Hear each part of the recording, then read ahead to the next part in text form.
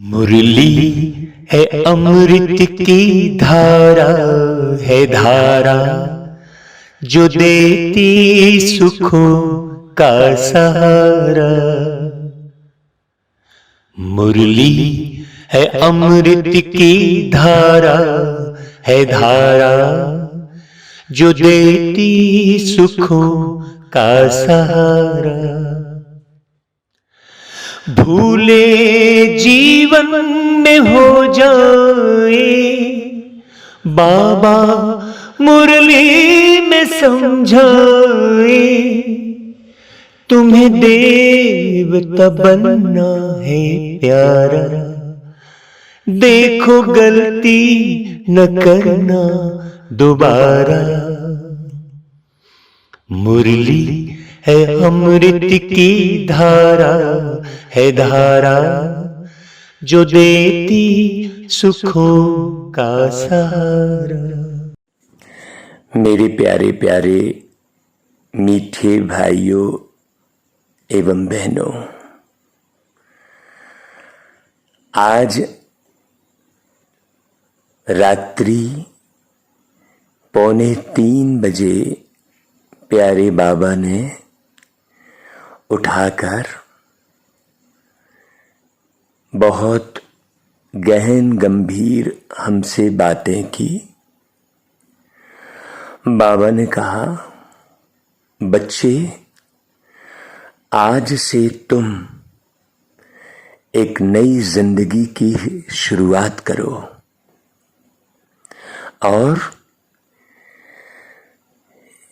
पूरी दुनिया वालों के लिए एक नई बात करो।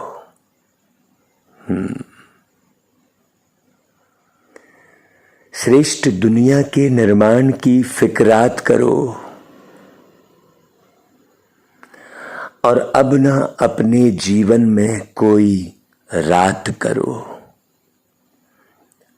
अब जीवन में कोई रात रहनी ही नहीं चाहिए, बस केवल और केवल सवेरा और सवेरा।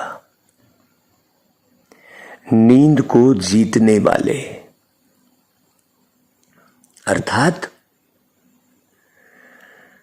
अर्थात शरीर को विश्राम देकर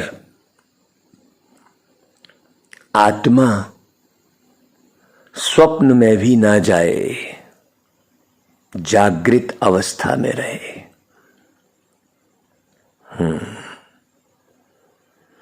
आंखें बंद करके जो स्वप्न लोक में चले जाते हैं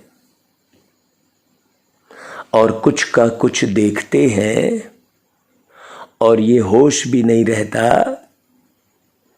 कि हम कहां सोए हैं, वो बेहोशी वाली अवस्था अब खुद की और सबकी समाप्त करो। ऐसे एक नई जिंदगी की शुरुआत करो। लोगों को बताओ उनकी कृति, उनकी संस्कृति, उनकी प्रकृति, उनकी प्रवृत्ति कितने अंधकार की ओर बढ़ रही है, बढ़ती ही चली जा रही है। मनुष्य प्यार के 2 बोलों को भी कॉपीराइट करवा रहा है। सोचो, यदि मैंने प्यार के 2 मीठे बोल के गीत बना लिए हैं तो उस गीत को गाने का सिर्फ मेरा ही अधिकार है, उस गीत को प्रसारित करने का सिर्फ मेरा ही अधिकार है। ये कितनी बड़ी विकृति है, सोचिए। मतलब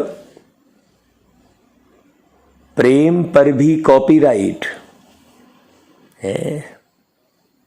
सोचिए, जब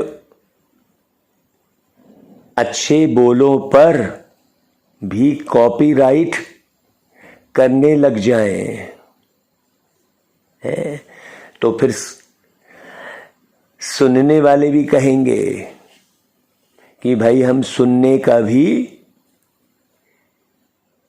कॉपीराइट करवाएंगे और उसमें हम पैसे देंगे, सुनने के भी, है। सोचो, तो कितनी बड़ी विडंबना बढ़ रही है इस संसार में। फिर गीत बना ही काहे के लिए रहे हो? जब कोई प्रेम के गीत गा नहीं सकता, अब पूरे संसार को एक करना है और अपनी वाणी को पहुंचाना है, और उसके लिए ही ये साइंस के माध्यम बनाए गए हैं। और यदि उस साइंस के माध्यम के द्वारा भगवान के प्यार की वाणी को भी एक दूसरे तक नहीं पहुंचा सकते, उसमें कॉपीराइट एक्ट लगेगा, तो फिर प्रेम की दुनिया का निर्माण केवल कल्पना में ही रखना चाहते हैं क्या? सोचो भाई, गीत बनाते हैं कि आपस में भाईचारे की हो, आपस में भाईचारे की महिमा तुम पहचानो, सहयोग करो हो प्रभु की संतानों, हो प्रभु की संतानों। तो प्रभु की संतान किस बात के लिए सहयोग करे? बस केवल इस बात के लिए कि बहुत सारे लोग कुछ लोगों को धन इकट्ठा करके देते जाएं और वो कुछ लोग अपनी शानो शौकत को बढ़ाते जाएं। क्या ऐसा सहयोग? कि प्रेम का सहयोग? सोचिए, हमने कोई गीत गाया, हमने यदि कोई अच्छी वाणी चलाई, तो उसके एवज में हमने कौन सा कॉपीराइट लगा दिया कि आप उसके बदले में हमको पैसे दे सकते हो और हमको धनवान बना सकते हो आप। लेकिन उस गीत के माध्यम से, उन वाणियों के माध्यम से आप पूरे संसार में प्रेम नहीं बांट सकते, क्योंकि वो कॉपीराइट लग जाएगा। सोचिए, तो प्यारे बाबा ने कहा है कि ओ मेरे लाडले, उठो और एक नई जिंदगी की शुरुआत करो। इसलिए बाबा ने मुझ आत्मा के द्वारा हजारों गीतों की रचना करवाई, और वो गीत चाहे जितने भी गायक गा सकते हैं, उस संगीत का उपयोग पूरे संसार में चाहे जितने भी लोग कर सकते हैं, उसमें मेरी कोई कॉपीराइट नहीं। क्यों? क्योंकि वो प्रेम का गीत, वो आपस में भाईचारे बढ़ाने वाला गीत हरेक मिलकर हरेक तक पहुंचाए। इसी भावना से उस प्यार के सागर ने वो गीत लिखवाया था, कलम हमसे चलवाई थी। उस पर पूरे संसार का अधिकार है। हम तो सेवक हैं, कलम चलाने वाले, उस पर केवल हमारा अधिकार नहीं है। फिर भगवान तो देने के लिए तैयार खड़ा है ना। वो तो कह रहा है ना कि बच्चे, वो तो सत्यम शिवम सुंदरम है, तो वो तो सत्य युग ला रहा है। सत युग, युग यानी समय, यानी बेहद का समय तुम्हें सौगात में दे रहा है ना। फिर तुम केवल अपनी रोटी की और अपने कॉपीराइट की चिंता क्यों कर रहे हो? सोचो। अब अच्छे अच्छे जो गीत लिखते हैं, जो गीत गाते हैं, वो अपने गीत लिखने के एवज में अपनी शानो शौकत बढ़ाते हैं, गाने की एवज में अपनी शानो शौकत बढ़ाते हैं, लेकिन अपने खुद का नेचर वो भाईचारे वाला रखते ही नहीं। जरा गौर करें, गीत लिखने वाले, गीत गाने वाले, संगीत बनाने वाले, प्रवचन करने वाले, एकता का ढिंढोरा पीटने वाले, जरा गौर करें, अगर वो ही नहीं बदले हैं तो एक विषय विकारों में ग्रसित आत्मा कैसे बदलेगी? जरा विचार करना। क्योंकि परमात्मा तो ज्ञान के सागर हैं, वो हर एक बच्चे के ऊपर ज्ञान की बरसात करते हैं। अब हम ये बाबा से पूछ पूछ कर ये क्लास कहें, चाहे प्रेम की वाणी कहें, चाहे इसे प्रवचन कहें, आप जो समझ लें भाई, ये तो दिल की आवाज है। ये प्यारे पिता, परम पिता, परमात्मा है, जिनको मैं प्यार से बाबा कहता हूं। अब वो बाबा शब्द में भी कॉपीराइट यदि लगने लगी तो हो गया निर्माण। फिर सोचो, हम एक दूसरे के ऊपर नियम कानून बनाने लगे।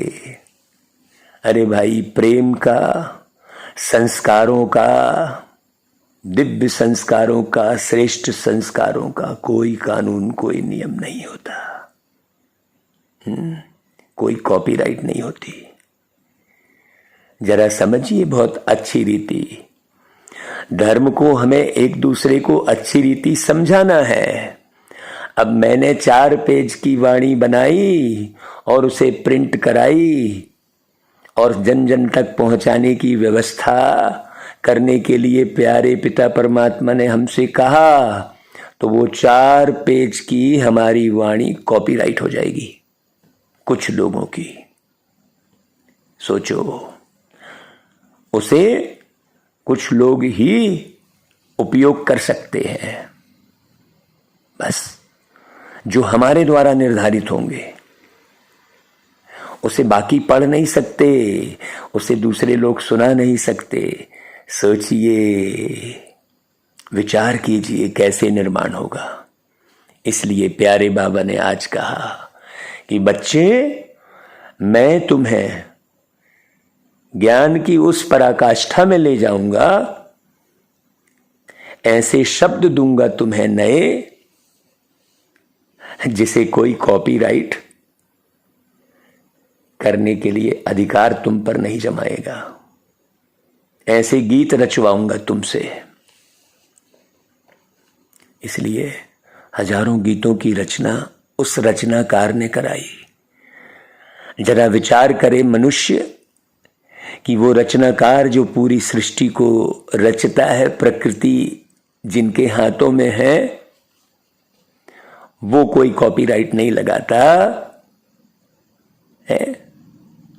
और यहां का मनुष्य 4 लाइन कविता रच लेगा तो उसको मेरी मेरी मेरी मेरी मेरी कविता, मेरा गीत कहता रहेगा। मैं करता रहेगा, मैंने बनाई, मैंने बनाई। सोचो, सांसों तक का भरोसा नहीं है, इन सांसों का क्या है भरोसा, जाने कब ये साथ छोड़ दे। सोचो, अब ब्रह्मा शब्द तो यूनिवर्सल है भाई।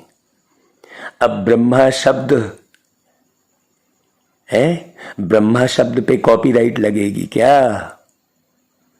विष्णु शब्द पे कॉपीराइट लगेगी क्या? सोचिए, आप शब्दों को मिलाकर कुछ पेज रच लेते हैं और उसमें कॉपीराइट एक्ट लगाते हैं। हमारे पास तो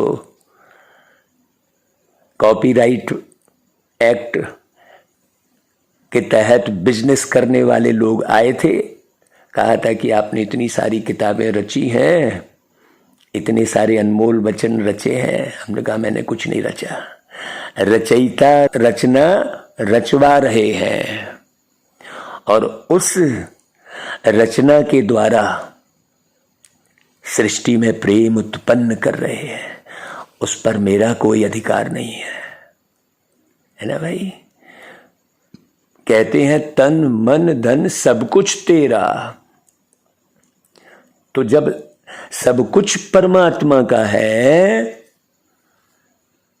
तो तन के द्वारा लिखा तो उसमें कॉपीराइट किसकी है, अधिकार किसका है? परमात्मा का ही है ना।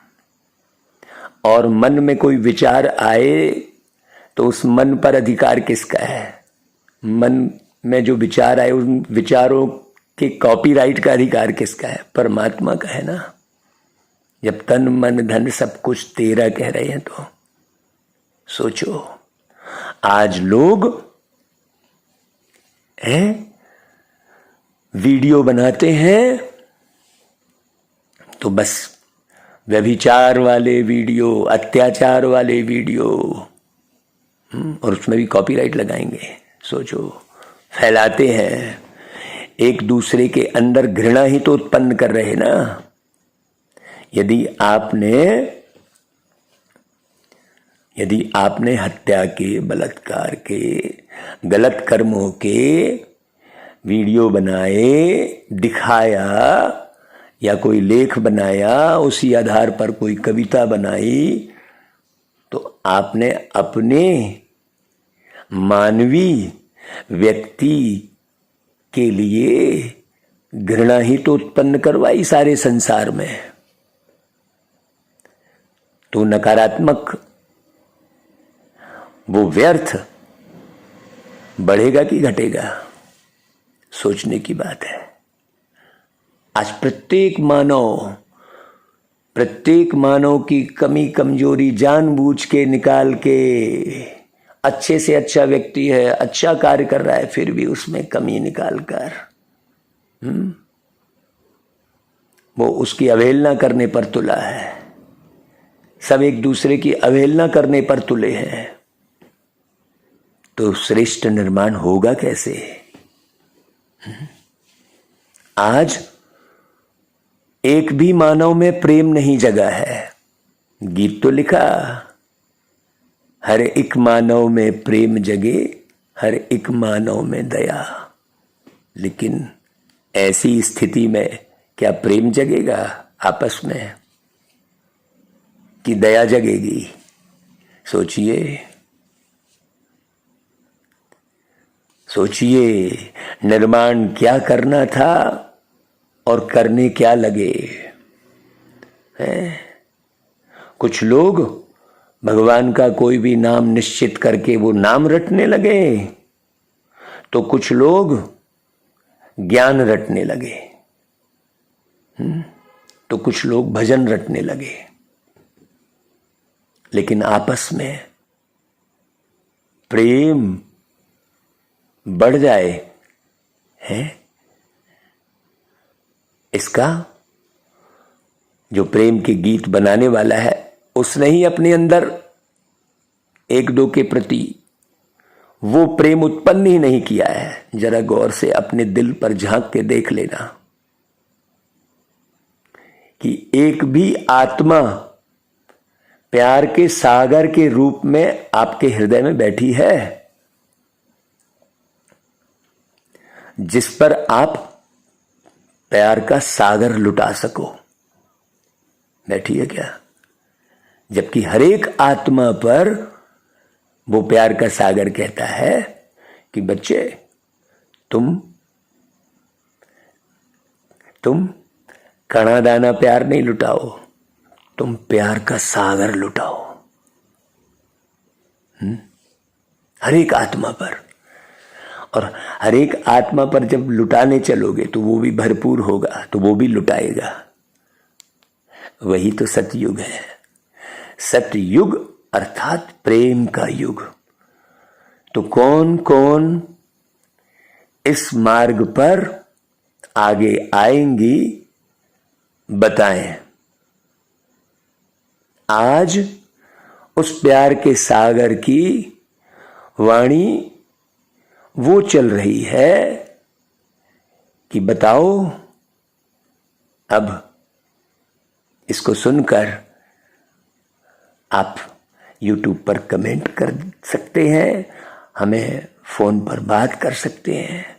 अब सतयुग का संगठन बनाओ। अब स्वर्णिम युग का संगठन बनाओ। अब प्रेम के युग का संगठन बनाओ।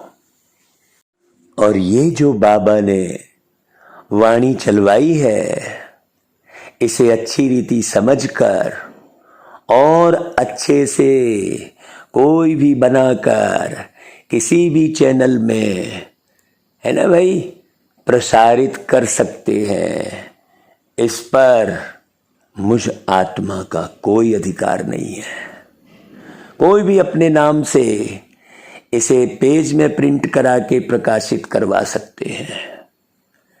प्यारे बाबा ने आधी रात को उठाकर मन का मंथन करवाया था और उसी आधार पर पूरी एक किताब लिखी थी।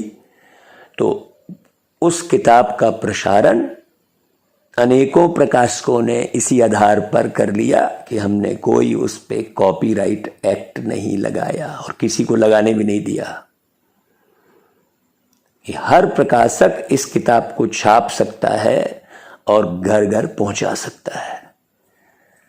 तो जो भी वाणी आप YouTube चैनल जो प्यारे बाबा ने अनमोल मणि नाम रखा है, ये बाबा का ही चैनल है, परमात्मा का ही चैनल है।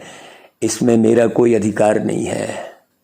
इस पर जितनी भी वाणी है ना, आप सुनिए, जो लगे कि हाँ ये इनकी वाणी है, उसे आप चाहे जितनी स्थानों पर चला सकते हैं, प्रिंट करवा सकते हैं, अपने नाम पर छपा सकते हैं। कोई जरूरी नहीं उसमें अनमोल मणि नाम हो, नहीं, अनमोल मणि नाम को हटा दीजिएगा पूरी तरह से। बताइएगा भी नहीं कि हमने फलाने चैनल से इस वाणी को सुना था, मत बताइए। और पूरी तरह से कीजिए प्रसारण, अपने नाम पर कीजिए, लेकिन कैसे भी करके इस दुनिया को पावन, जो बाबा बनाने आए हैं, जो परमात्मा बनाने आए हैं, उसे पावन ही बने रहने देना है। अच्छा जी, ओम आनंद। क्योंकि मेरे परम पिता परमात्मा, मेरे शिव भोलेनाथ बाबा सत चित आनंद स्वरूप है। इसलिए मन के अंदर में आनंद ही आनंद भरिए। ओम आनंद।